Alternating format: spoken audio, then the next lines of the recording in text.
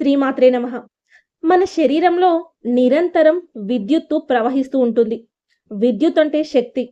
విద్యుత్ అంటే కంటి నుంచి బయటకు వస్తుంది. మంచి దృష్టి అనేది ఎలా అయితే ఉంటుందో, మనం తీక్షణంగా చూసే దృష్టికి కూడా అలాగే ఉంటుందని మనం తెలుసుకోవాలి.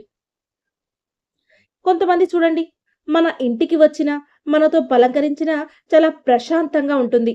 మనమే అంటాం, "అబ్బా! వీళ్ళొచ్చి వెళ్ళిన తర్వాత ఎంత బావుందో." కానీ కొంతమంది చూడండి, మన ఇంటికి వచ్చినా, మన ఇంటి నుంచి వెళ్ళినా సరే, ఇంకా అసలు తెలియని అశాంతి, తలనొప్పి, కాళ్ళు లాగేయటం, పిల్లలు అప్పటి వరకు బాగున్నా సరే ఏడవటం ఇలాంటివి చేస్తూ ఉంటారు. ఎందుకంటే పాపం వాళ్ళదేం తప్పులేదు. వాళ్ళలో ఏంటంటే బాధ ఉంటుంది. అయ్యో! వీళ్ళు బావున్నారు కదా! వీళ్ళు చక్కగా ఉన్నారు కదా! అని చెప్పేసి. ఈ బాధ ఏమవుతుందంటే చూసే కళ్ళ ద్వారా ఎక్స్‌ప్రెస్ చేస్తారు. ఆ తీక్షణత ఖచ్చితంగా తగులుతుంది. దాని తీక్షణత వలన ఏమవుతుంది? ఎవరినైతే చూసారో, ఎవరి గురించైతే అనుకుంటూ ఉన్నారో వాళ్ళ చుట్టూతా కూడా ఒక దిష్టి వలయం ఏర్పడుతుంది.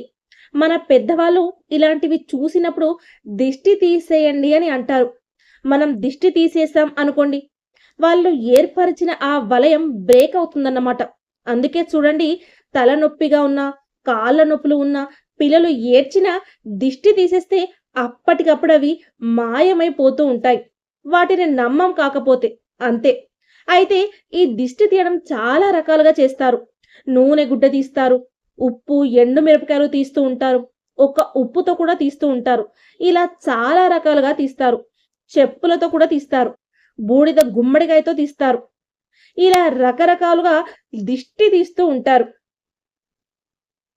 అంటే వాళ్ళ పరిసర ప్రాంతాల్లో ఉన్న ఆనవాయితీని బట్టి ఉంటుంది.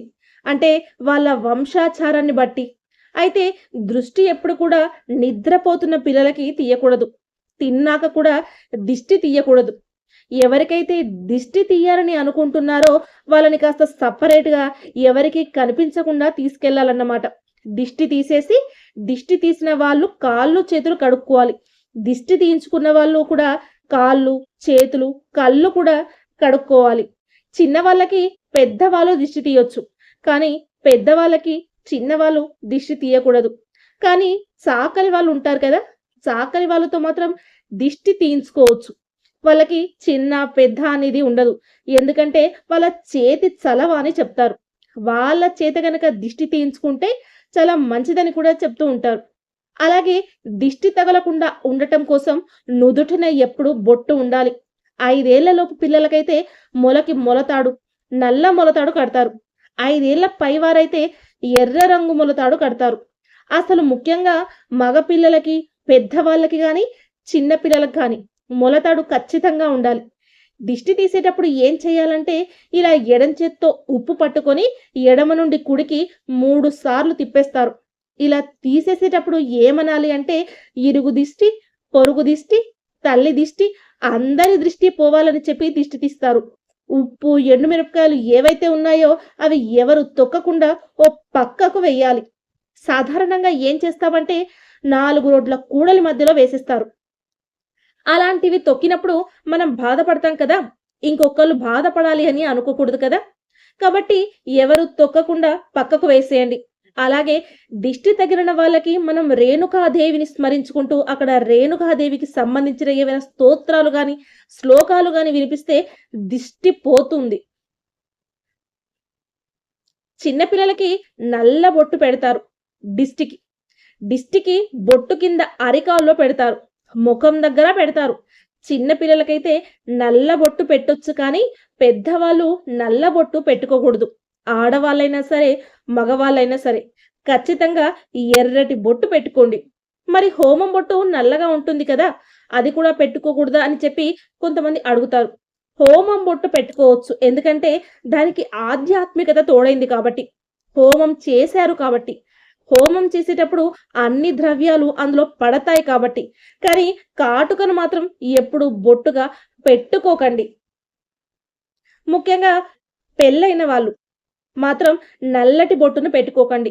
అలాగే స్కూల్‌కి వెళ్తున్న, కాలేజీకి వెళ్తున్న వాళ్ళు కూడా వీలైనంత వరకు నల్లటి బొట్టు పెట్టుకోకండి. మాకిష్టమైంది పెట్టుకుంటామంటే ఎవరు ఏం చెప్పలేరు. ఎవరైనా వినదలుచుకుంటే మాత్రం వీలైనంత వరకు నల్ల రంగు బొట్టు పెట్టుకోకండి. మంచిది కాదు. అసలు వీలైనంత వరకు ఏంటి?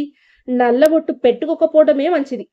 మీరెప్పుడైనా నలుపు రంగు దుస్తులు వేసుకున్న అభ్యంతరం లేదు కానీ, ప్రతిరోజు నల్ల రంగు దుస్తులు వేసుకోకూడదు అని అంటారు. అలాగే దిష్టి తీసిన తర్వాత వెనక్కి తిరిగి చూడకూడదు. దిష్టి తీసిన వాళ్ళు వెనక్కి తిరిగి చూడకూడదు. దిష్టి తీయించుకున్న వాళ్ళు కూడా వెనక్కి తిరిగి చూడకూడదు. ఇది మాత్రం అసలు మర్చిపోకండి. అలాగే దిష్టి తీస్తున్నప్పుడు ఇంకెవరు కూడా చూడకూడదు. ఆ జాగ్రత్తలు తీసుకొని అప్పుడు మీరు దిష్టి తీసేయండి. సర్వేజన సుఖినో భవంతు. ఈ వీడియో గనక మీకు నచ్చినట్లయితే ప్లీజ్ ఒక లైక్ చేసి మీ ఫ్రెండ్స్‌కి ఈ వీడియోని షేర్ చేయండి. అలాగే మా కొత్త వీడియోస్ మీకు వెంటనే చేరాలంటే మా ఛానెల్‌ని సబ్స్క్రైబ్ చేసుకొని పక్కనే ఉన్నటువంటి బెల్ ఐకాన్‌ని ప్రెస్ చేయండి. నమస్కారం.